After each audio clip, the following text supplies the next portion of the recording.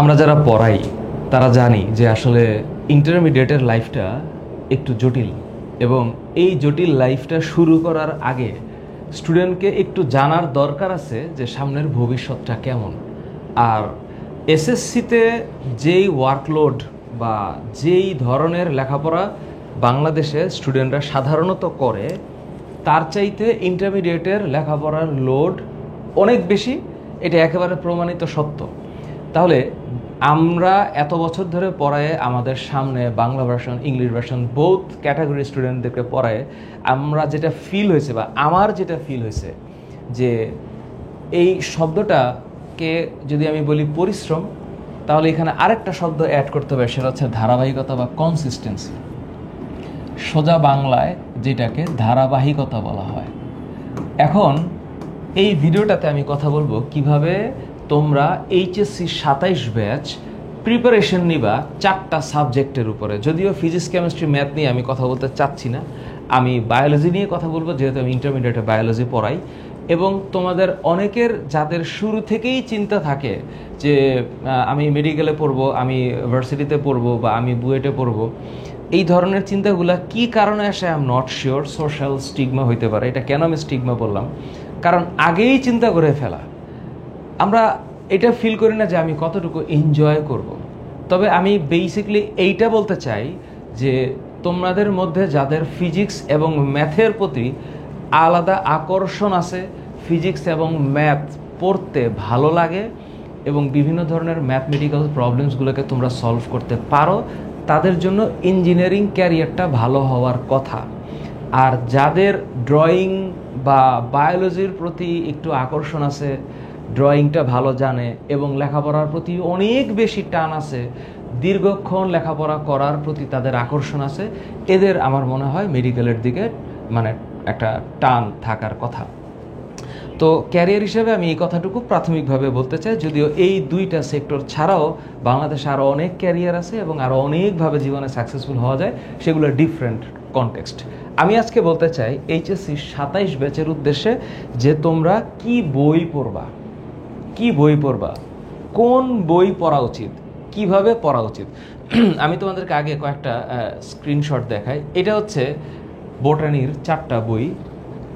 আমরা জানি যে বায়োলজিতে 2টা পেপার আছে, তাই না? ফার্স্ট পেপার আর সেকেন্ড পেপার। ফার্স্ট পেপারটাকে আমরা বোটানি বলি, সেকেন্ড পেপারটাকে জুলজি বলি।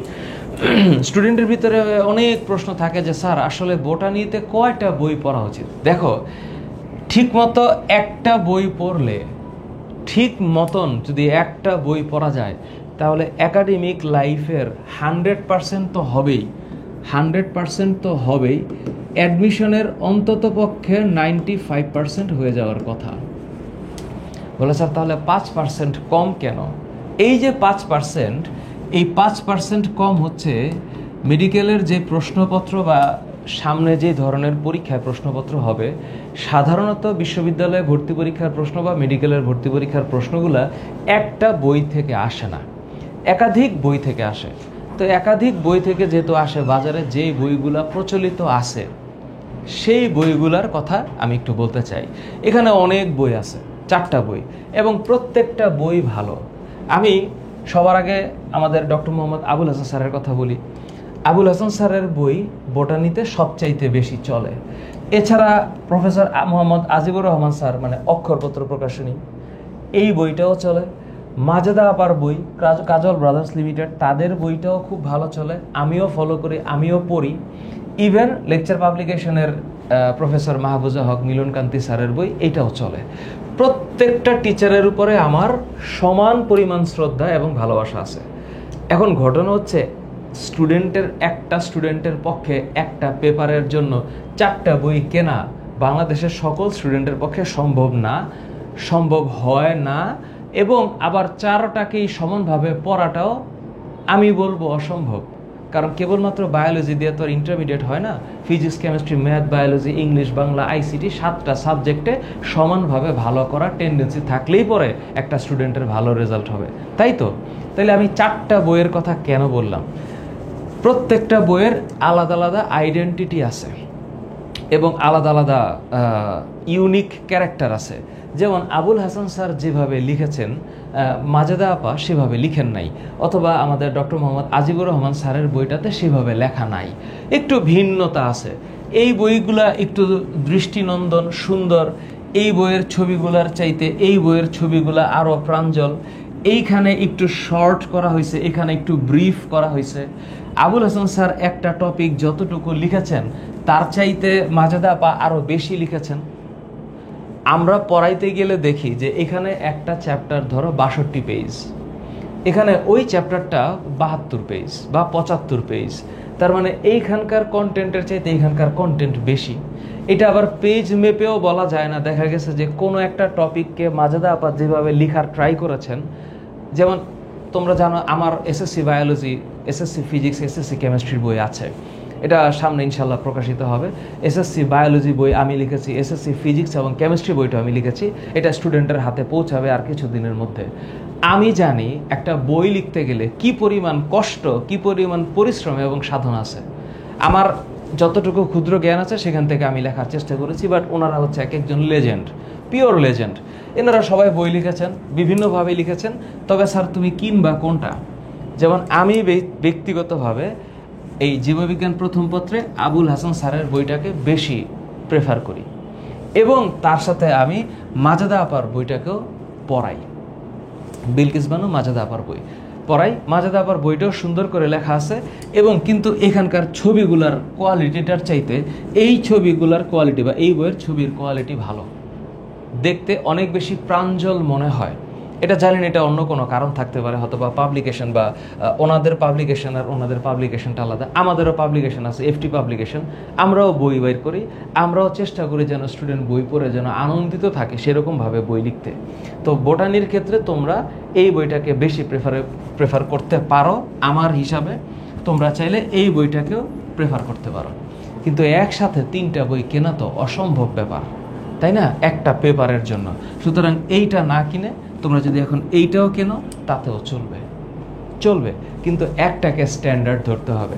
আমি বোটানিতে আবুল হাসান স্যারের বইটাকে স্ট্যান্ডার্ড মনে করি, এটা আমার ব্যক্তিগত প্রেফারেন্স, এখানে অন্য কোনো চিন্তা নাই। বোটানি ফার্স্ট পেপারের জন্য, আর সেকেন্ড পেপারের জন্য আমি অবশ্যই গাজী আজমত স্যারের বইটাকে একটু প্রেফার করছি এখন এই মুহূর্তে। কারণ এই বইটার মধ্যে ছবিগুলোকে একটু সুন্দর করে সাজানো আছে, পেজগুলো একটু ভালো, এই বইটাও ভালো। আমি মাজেদা আপার কথা বলবো, মাজেদা আপাও ভালো বই লিখছে, এবং আমাদের ডক্টর আব্দুল আলিম স্যার, এই বইটা আবার মেডিকেলের জন্য। যখন মেডিকেল অ্যাডমিশনে তোমরা বসবা, তখন মেডিকেল অ্যাডমিশনের জন্য কিছু পরিমাণ প্রশ্ন দেখা গেছে বিগত বছরগুলোতে এই পাবলিকেশন থেকে আসছে, আব্দুল আলিম স্যারের বই থেকে আসছে, বা মুমিন পাবলিকেশন থেকে আসছে। সো আলটিমেটলি আজমত স্যারের বইটা প্রতিনিয়ত আপডেট হয়, এবং প্রতিনিয়ত নতুন ইনফরমেশন আসে। দেখা গেছে বিগত বছরের বইয়ের পুরুত্বর চাইতে এখনকার বইয়ের পুরুত্ব একটু মোটা, কারণ প্রতিবার আপডেট আসে, নতুন ইনফরমেশন আসে। সো এই পরিবর্তনের জন্য স্টুডেন্টরা সংস্করণের অপেক্ষা করে, চিন্তা করে যে নতুন বই আসলে কিনবো। তোমরা যারা এইচএসসি 27 ব্যাচ, তোমরা চেষ্টা করবা নতুন বইটাই কেনার। তবে পুরাতন বই যদি মার্কেটে পাও বা অন্য কোনো জায়গা থেকে কালেক্ট করার সুযোগ থাকে, করে পড়া স্টার্ট করো। তাহলে আমার কাছে স্ট্যান্ডার্ড হচ্ছে জুলজির ক্ষেত্রে এই মুহূর্তে আমি আজমল স্যারের বইটাকে প্রেফার করছি এই মুহূর্তে, আর বোটানিতে আমি আবুল হাসান স্যারের বইটাকে প্রেফার করছি এই মুহূর্তে। এই 2টা বইকে যদি আমি স্ট্যান্ডার্ডভাবে ধরি, বাকি 3টা বইয়ের যে কোনোটাকে তুমি টার্গেট করতে পারো। তুমি চাইলে মাজেদা আপার বইটাকেও টার্গেট করতে পারো, এবং তুমি এখানে চাইলে অক্ষরবত্ত প্রকাশনীর বইটাকেও টার্গেট করতে পারো। 2টাই, তাহলে তোমার কাছে একটু ফিলিংস হবে, তুমি আরও বেশি ম্যাচিউরড হবা যে আসলে কোন বইটাকে আমি কিভাবে পড়বো। এবার আসি বাস্তবতায়। তাহলে স্যার এত কথা যে আমি বললাম, তাহলে কিছু ক্লিয়ারেন্স দিয়ে নিই আগে। এই ক্লিয়ারেন্সগুলো হচ্ছে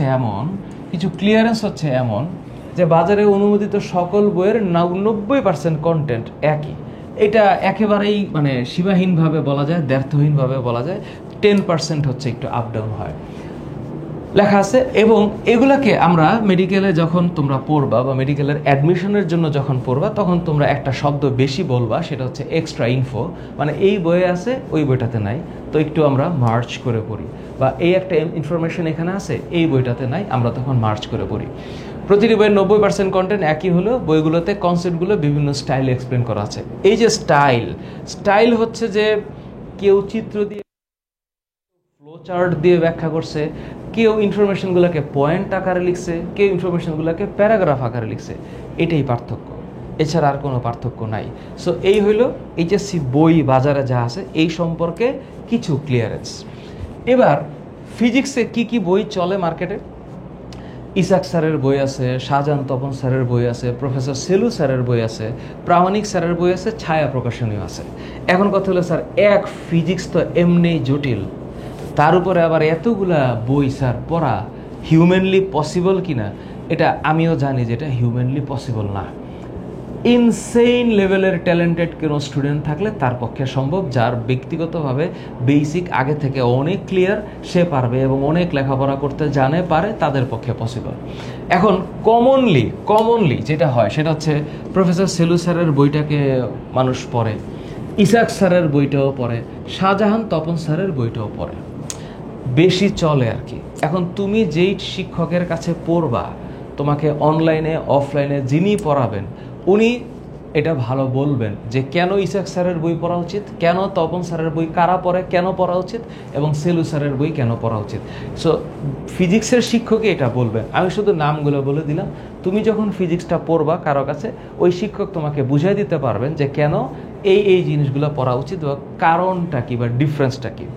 কেমিস্ট্রিতে আমরা হাজারিনাগ স্যারের বইয়ের নাম অনেক শুনেছি, গুহ স্যারের কথা শুনেছি, আহসান কবির স্যারের কথা বলেছি। আচ্ছা, এবার আমি বলি হাজারিনাগ স্যারের বইটাকে অনেকেই বেশি চলে বলে, আবার গুহ স্যারের বইটাও পড়ে। সো যাদের বইয়ের টার্গেট, যাদের মেডিকেল টার্গেট, তারা গুহ স্যারের এবং হাজারি স্যারের অনুশীলনীর এমসিকিউগুলোকে বেশি করে।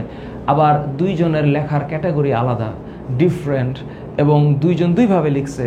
তো কেউ কন্টেন্ট বেশি লিখছে, কেউ কম লিখছে, ওই যে 10%-এর যে গ্যাপ এটা আছে। তো তুমি যার কাছে কেমিস্ট্রি পড়বা উনি তোমাকে বুঝাই দিবে কেন হাজারি স্যারের বই এই ক্ষেত্রে পড়া উচিত, কেন গুহ স্যারের বই পড়া উচিত। আর ম্যাথ তো আরেকটা মানে খুবই খুবই ডেঞ্জারাস একটা জিনিস। ম্যাথ অনন্য লেভেলের লেখাপড়া, এখানে এই সকল আছে। সো অনেকে এসি আহমেদ স্যারের বই পড়ায়, অনেকে কেতাব স্যারের বই পড়ায়, সবই চলে, মানে ম্যাথের ক্ষেত্রে সবই চলে। আবার রূপন্তী পাবলিকেশনের বই অনেকে পড়ে, ইভেনচুয়ালি সিস্টেক পাবলিকেশনের বই অনেকে পড়ে। এটার ভ্যারিয়েশন আছে, গ্রামে গঞ্জে কলেজ ভিত্তিক, টিচার ভিত্তিক এই খেলাধুলাটা আছে। তবে তোমরা বিভ্রান্ত হইও না, ওই যে বললাম 90% কন্টেন্ট একটা কথা মাথায় রাখবা, যে পারে সে সব ক্ষেত্রে পারে, আর যে পারে না তার জন্য একটু জটিল হয়, তাকে পারতে হয়।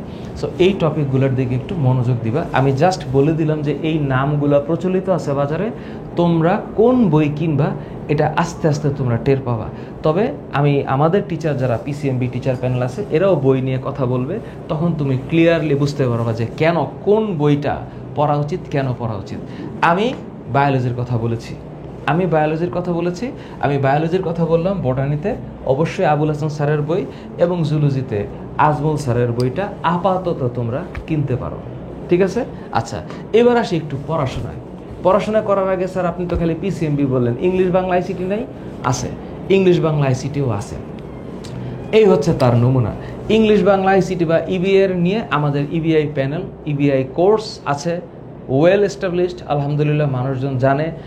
আমাদের ইবিআই প্যানেল এটা নিয়ে একটা আলাদা ভিডিও করে দিবে যে কেন কোন বই কিভাবে পড়া উচিত, কেন মাহবুব রহমান স্যারের বই পড়া উচিত অথবা অক্ষরপত্র পড়া উচিত, বা কোনো টেস্ট পেপারকে নিয়ে কেন পড়া উচিত। ফার্স্ট পার্ট, সেকেন্ড পার্টে বোর্ড বই আছে, সেকেন্ড পার্টে পিসি দাস পড়বা না রেমন মরফি পড়বা না নবদূত পড়বা না অ্যাডভান্স লার্নার পড়বা, কেন পড়বা এটা কেবলমাত্র ওই টিচার বলে দিবে। আর তোমরা বাংলার ক্ষেত্রে যেহেতু ফার্স্ট পার্ট বোর্ড বই কোনো কথা নাই, সেকেন্ড পার্টে অনেকে অক্ষরপত্র পড়ে, অনেকে হায়াত মোহাম্মদ স্যারের বইও পড়ে। সো সেক্ষেত্রে বাংলা শিক্ষকই বলে দিবেন why you should choose this type of books and why. So আমার মনে হয় এটার জন্য একটু আমি ডিফারেন্ট একটা প্যানেলের অপেক্ষা করছি। এবার আমি একটু পড়াশোনায় আসি। তোমরা ইন্টারমিডিয়েটে লেখাপড়া শুরু করার সময় মাথায় যা চিন্তা করো চাই সেটা একটু বলি। বোটানি পড়ার ক্ষেত্রে মাথায় রাখতে হবে চ্যাপ্টার হলো 12টা, 1 2 3 5 6 7 8 9 10 11 12। আমি একটু বলে নিই শর্ট করে, বেশিক্ষণ লাগবে না। আমার কাছে বেসিকলি আমার কাছে যেটা একদম প্রমাণিত সত্য যে বোটানি পড়া শুরু করা উচিত এই চ্যাপ্টার দিয়ে, কোষ রসায়ন। এবং এই কোষ রসায়ন চ্যাপ্টারে যেভাবে মানে কার্বোহাইড্রেট, প্রোটিন, ফ্যাট, লিপিড এবং এনজাইমের কথা লেখা আছে, এটা পড়লে পরে বাকি টপিকগুলো ক্লিয়ার হয়ে যাওয়ার কথা। আরেকটা বেসিক চ্যাপ্টার হচ্ছে চ্যাপ্টার নাম্বার 7, এটা হচ্ছে নগ্নবীজি এবং আবৃতবীজি। উদ্ভিদ বিজ্ঞানকে চেনার জন্য এটা কাজে লাগবে।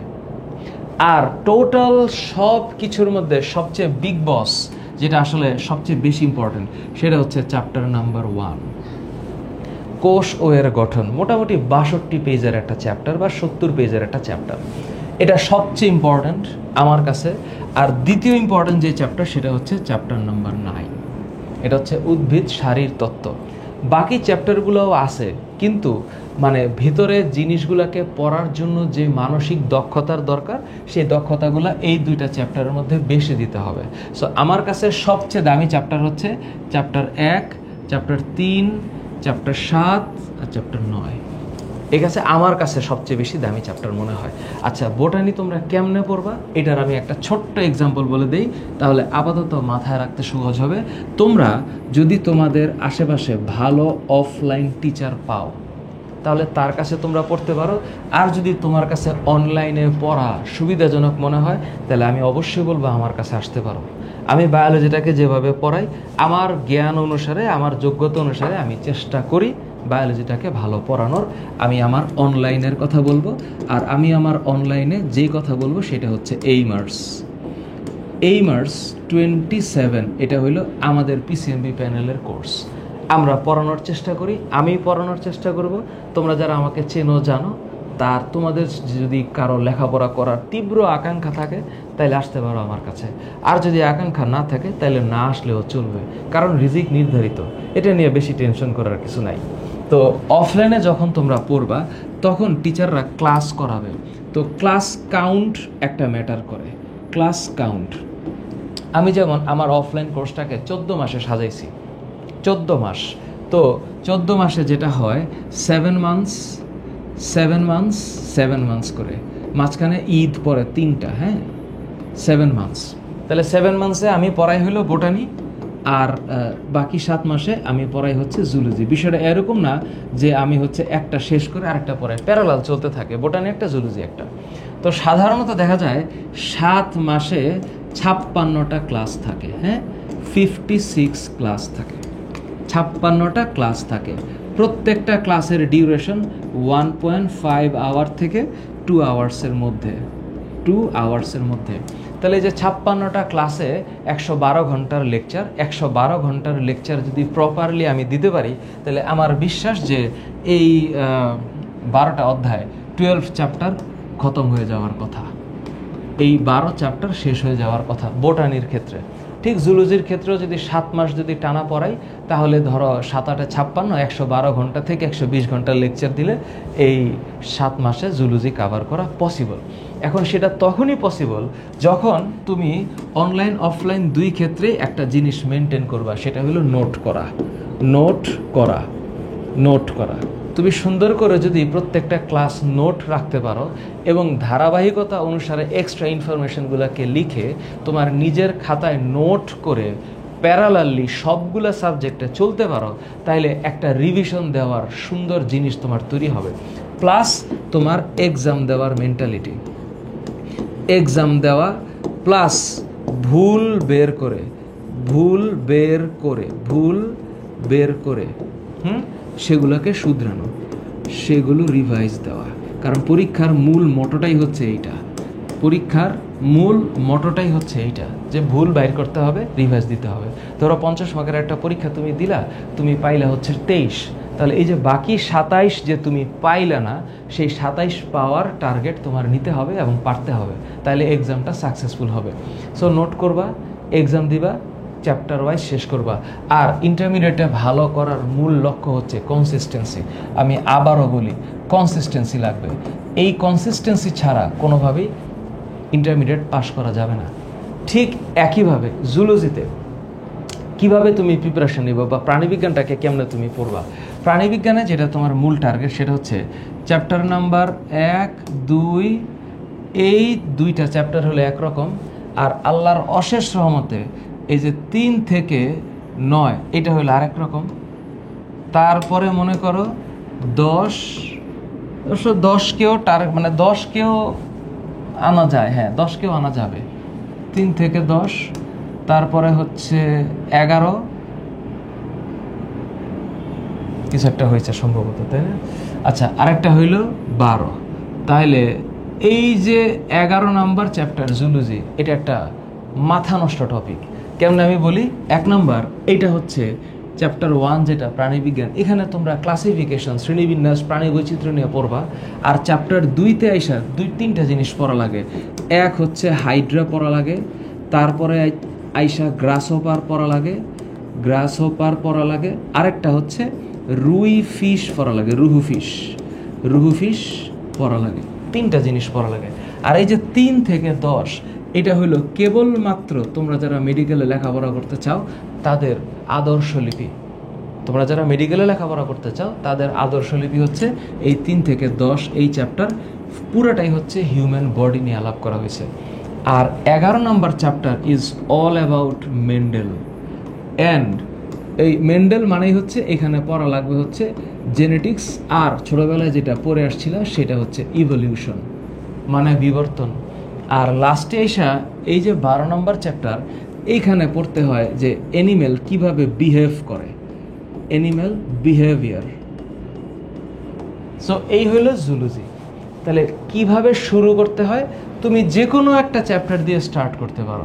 এখানে ক্রনোলজি বলতে কিছু নাই, এখানে ক্রনোলজি হচ্ছে শুধু এই জায়গাটার মধ্যে। এখন তুমি যদি মনে করো চ্যাপ্টার নাম্বার 3 পরিপাক দিয়ে স্টার্ট করতে চাও, তাহলে তুমি পরিপাক বুঝবা।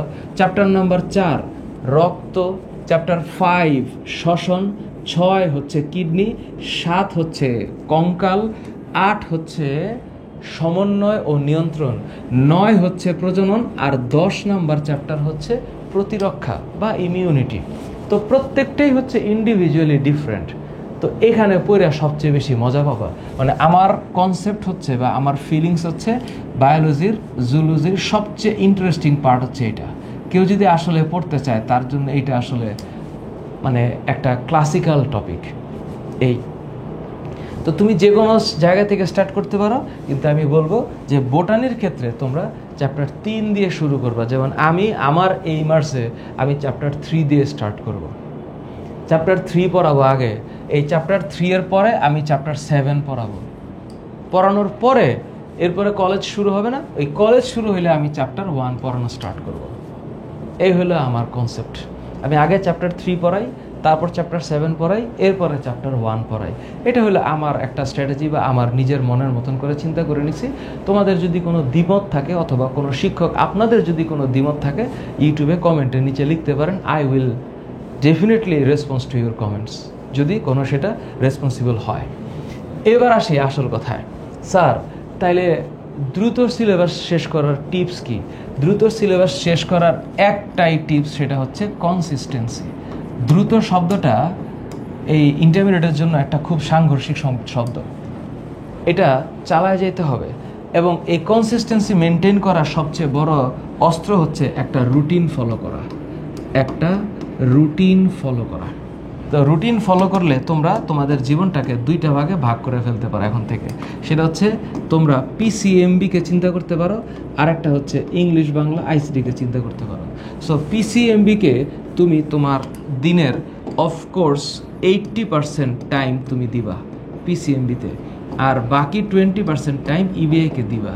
কারণ পড়ার লোড অনুসারে এইটা এত পরিমাণে, যেটা 1:4 অনুপাতে থাকে। তার মানে 1:4 অনুপাতে থাকার মানে হচ্ছে যে এইখানে যতটুকু লোড আছে ওইখানে তার 4 গুণ লোড আছে। তো পিসিএমবি মানে ফিজিক্স কেমিস্ট্রি ম্যাথ বায়োলজি, তোমার দৈনন্দিন সময়ের মধ্যে তুমি এইভাবে টাইম ডিস্ট্রিবিউট করতে পারো। কিন্তু কলেজে উঠলে যখন তোমার কলেজ শুরু হবে এবং তোমার অফলাইন অনলাইন কোচিংগুলো স্টার্ট হবে, তখন জীবনটার মধ্যে একটা ছোটোখাটো টাইপের ঝড় চলে আসবে। আর সেই ঝড় মিনিমাইজ করার একমাত্র উপায় হচ্ছে ধৈর্য, একমাত্র। হ্যাঁ, অধৈর্য হওয়া যাবে না, অধৈর্য হওয়া যাবে না। প্লাস ধৈর্য লাগবে, ধৈর্য লাগবে এবং শারীরিক ও মানসিক ক্ষমতা লাগবে, শারীরিক ও মানসিক ক্ষমতা লাগবে, মানসিক ক্ষমতা। এইটা ছাড়া বের করার কোনো উপায় নেই। তখন প্রতিবার লস্ট মনে হবে নিজের কাছে, যে আমি বারবার খালি এত পড়া জমে যাচ্ছে। আর আরেকটা কমন কনসেপ্ট হচ্ছে অনলাইনে যারা পড়ে, সেটা হচ্ছে ক্লাস জমায় রাখা। এই যে ক্লাস জমায় রাখে, এই জমায় রাখা এটা একটা বড় ধরনের ডিফিকাল্টিস, এটা মানুষকে ল্যাক করে দেয় ইন্টারমিডিয়েটে। সো তোমরা একটু সাবধান হয়ে তৈরি থাকো যে tough days are coming, tough days are coming. এখন তোমরা চাইলে আমার এই ভিডিওটা দেখতে পারো, নিচে কমেন্ট সেকশনে দেওয়া আছে যে 12টা সিক্রেট হ্যাক্স আছে। এগুলো সিক্রেট না, এগুলো সবই জানা হ্যাক্স।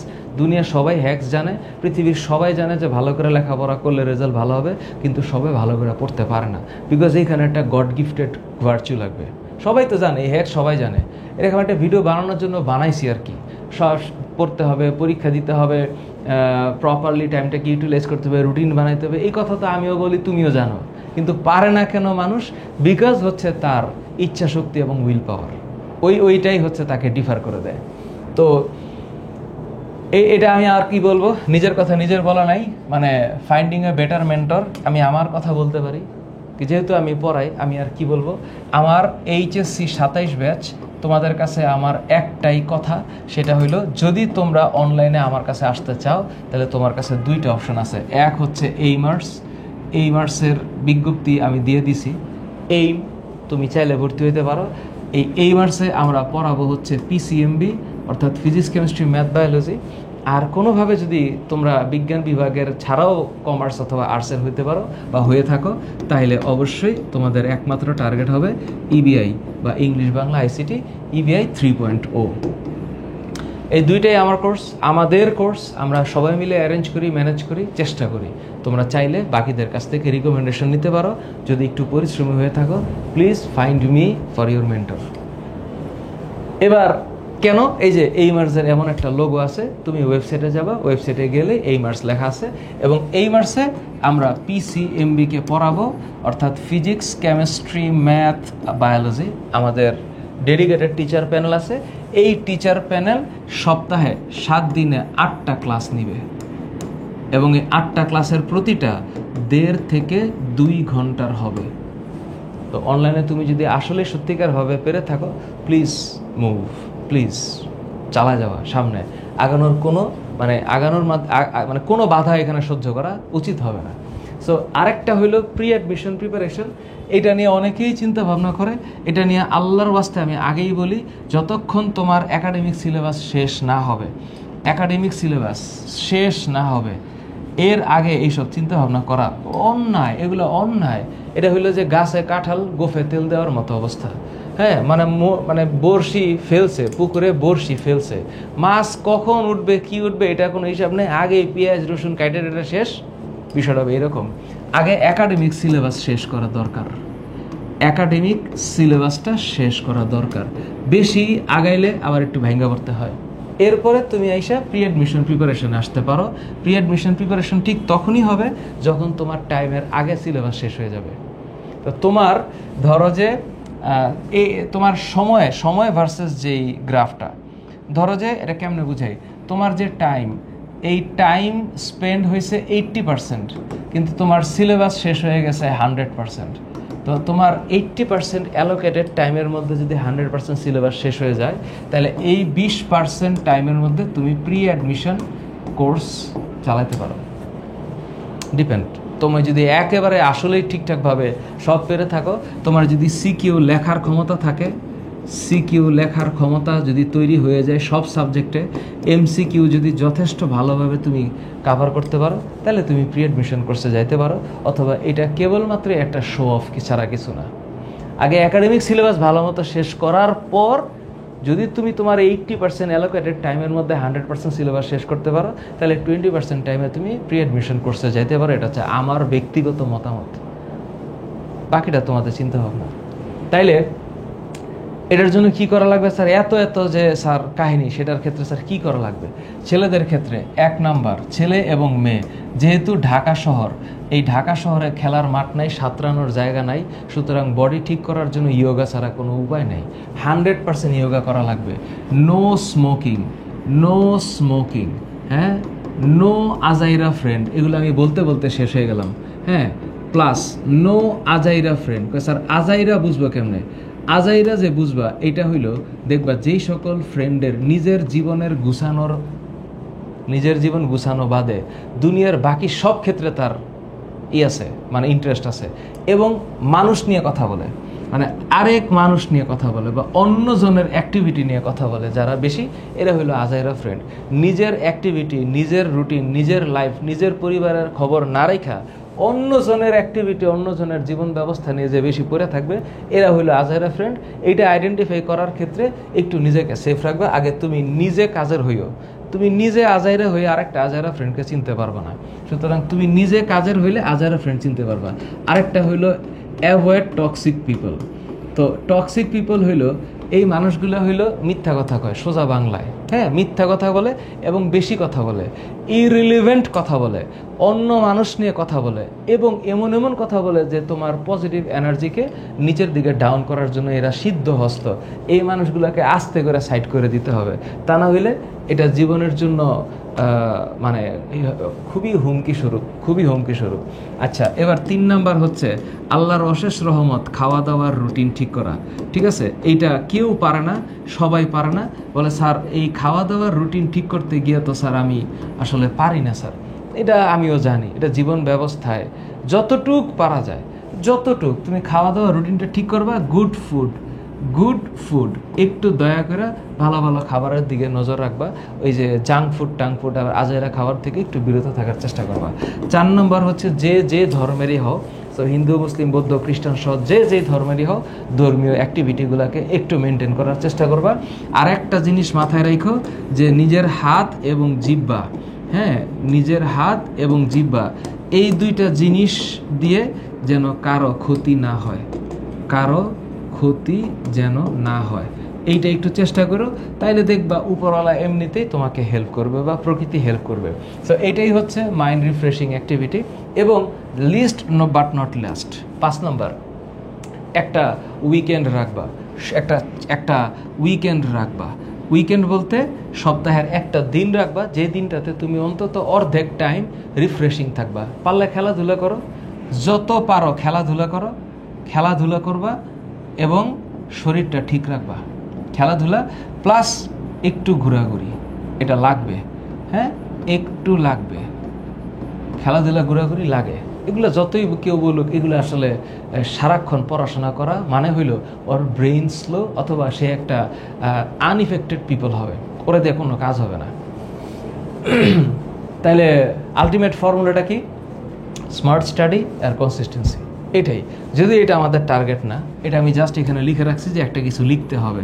তো A+ মানে হচ্ছে সামথিং বেস্ট, তুমি তোমার বেস্ট ভার্সনে চলে আসবা।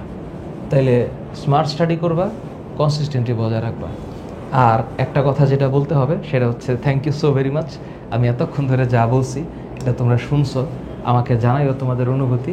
শর্ট করে কথা বললাম, বেশি বড় করার চেষ্টা করিনি, চাইলে অনেক বড় করতে পারতাম। তোমাদের জন্য অনেক শুভকামনা। HSC 27 batch, welcome to Aimers and EBI। Thank you.